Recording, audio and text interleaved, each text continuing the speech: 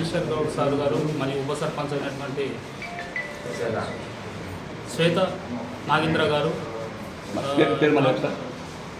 ఉప సర్పంచ్ అయినటువంటి శ్వేత నాగేంద్ర గారు ఈరోజు గ్రామ పంచాయతీ కార్యాలయం నందు శానిటేషన్ విషయం అయితేనేమి, డ్రింకింగ్ వాటర్ విషయం అయితేనేమి, స్ట్రీట్ లైట్ విషయం అయితేనేమి, రకరకాల సమస్యలు ఏవైతే ఉన్నాయో గ్రామంలోని ఆ సమస్యలపై ఈ విధంగా వాటి సమస్య పరిష్కారం కోసము సర్పంచ్ గారు మరియు ఉప సర్పంచ్ గారు కోఆర్డినేట్ చేసుకొని గ్రామ పంచాయతీని అభివృద్ధి పథంలో నడిపించవలసిందిగా కోరి ఉన్నారు. మరి ఈ సమస్యలు ఏవైతే ఉన్నాయో ఇక్కడ మీరు ఏ సమస్యల మీద అయితే వచ్చినారో సమస్యలు మొత్తము ఉన్నతాధికారుల దృష్టికి తీసుకొని వెళ్ళి ఆ సమస్యల యొక్క పరిష్కరించే విధంగా చర్యలు తీసుకోగలమని తెలియజేస్తున్నాము. శానిటరీ సిబ్బంది మరియు ఎలక్ట్రికల్ సిబ్బంది, కంప్యూటర్ సిబ్బంది కొరత గురించి కూడా కోరి ఉన్నారు. ఈ యొక్క సమస్యపై ఉన్నతాధికారుల దృష్టికి తీసుకొని వెళ్ళి సదరు సమస్యను పరిష్కరించగలమని తెలియజేయడం. మీడియా మిత్రులందరికీ నాకు నమస్కారం. ఈరోజు ఒక ఎమ్మెల్యే ప్రతినిధిగా కే శ్యామ్ కుమార్ గారి యొక్క ఆదేశాల మేరకు గ్రామ సచివాలయానికి రావడం జరిగింది. ఈరోజు ఈ యొక్క పంచాయతీలో ఉన్నటువంటి అధికారులు కానీ ఇంకా కొంతమంది నాయకులు వైఎస్ఆర్ ప్రభుత్వం ఉందనేటువంటి అపోహలో నిన్న ఈ యొక్క ఆఫీస్కి రావడం జరిగింది. గతంలో తెలుగుదేశం అధికారం ఉన్నప్పుడు ఏ రోజు కూడా మేము వైఎస్ఆర్ సర్పంచులు ఉన్నప్పుడు ఈ యొక్క సర్పంచ్ ఆధీనాన్ని తీసుకోవడానికి ఏ రోజు కూడా రాలేదు. మరి ఈరోజు ఉప సర్పంచ్గా మాకు ఉన్నాడు.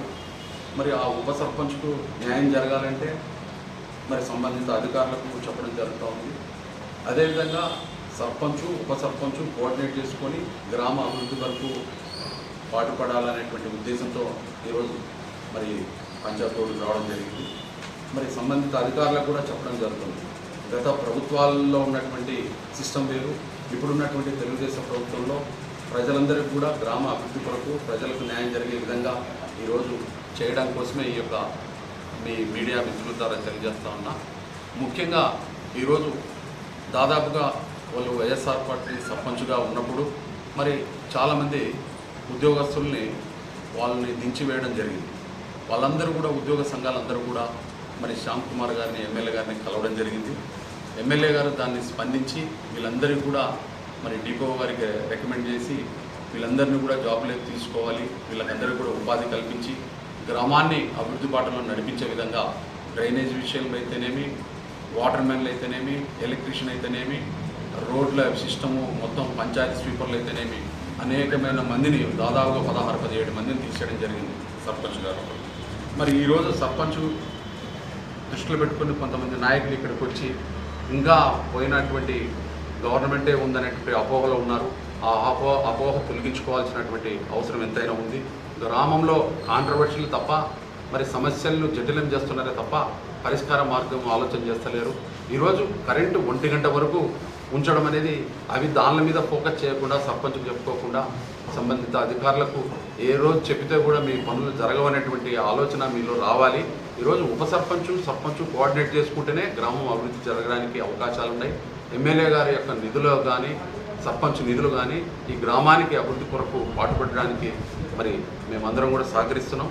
మీరు కూడా ఇంకా పోయిన గవర్నమెంట్ అపోహలో ఉండి మరి గ్రామాన్ని తప్పుదోవ పట్టకుండా మరి దీనికి అందరూ కూడా సహకరిస్తారని నా ఈ యొక్క మీడియా ద్వారా తెలియజేస్తా ఉన్నా. ముఖ్యంగా మీరు ఈరోజు బాలికల హాస్టల్ ఉంది, గతంలో ఏమాత్రం చేయలేకపోయినారు.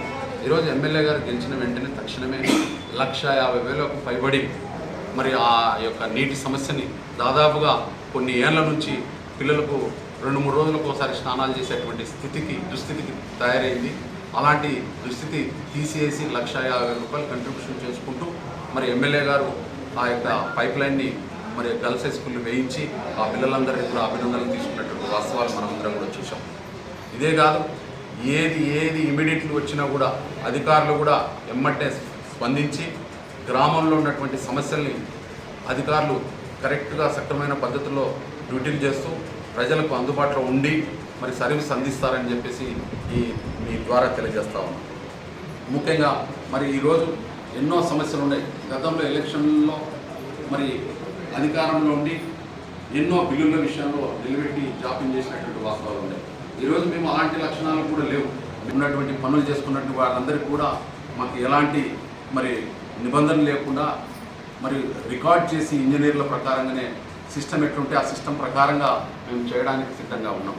కనుక దీంట్లో కాంట్రవర్షియల్ లేకుండా గ్రామంలో ఎలాంటి కక్షలకు కార్పణ్యాలకు దారి తీయకుండా ఇలాంటివి అధికారులు ఎవరుంటే వాళ్ళ అభివృద్ధి వాళ్ళతో పని చేసుకుంటే మంచిది అనేటువంటి భావన మాలో ఉంది. కాబట్టి మీరు కూడా అలాంటి దానికి తావేయాల్సిన అవసరం ఎంతైనా ఉంది. దయచేసి ప్రజల్ని తప్పుదోవ పట్టించకోకుండా ఇలాంటి దానికి తావివ్వకుండా ఉంటారని చెప్పేసి నేను ఆశిస్తాను.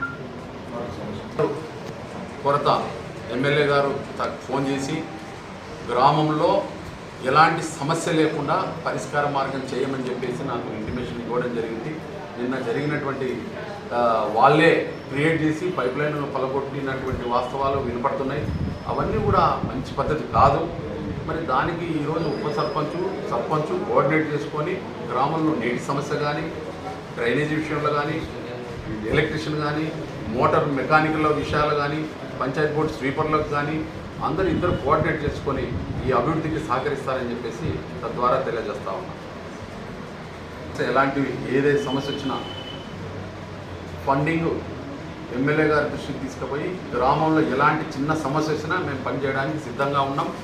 మా సొంత ఖర్చులతో కూడా చేసి నిదానంగా బిల్లులు పెట్టుకోవడానికి కూడా మేము సిద్ధంగా ఉన్నాం.